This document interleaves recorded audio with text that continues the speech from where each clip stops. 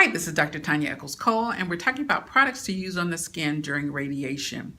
The next products we're going to talk about are products that should be used on the skin once you develop a skin reaction from the radiation. When your skin is irritated, it's itching, it's burning, these products work very well. And we're talking about Regenecare and Regenecare HA. Now, these products have an active ingredient, lidocaine, and that lidocaine helps a lot in decreasing the pain, the skin irritation from the radiation. It also reduces the inflammation, it reduces the itching from the radiation, provides moisture to the skin because it's that dry skin that really causes a lot of those side effects. I like this product because it's like a gel.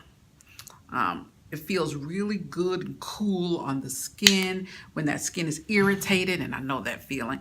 This actually helps the skin feel really good. It should be used 3 times a day and as often as you need it.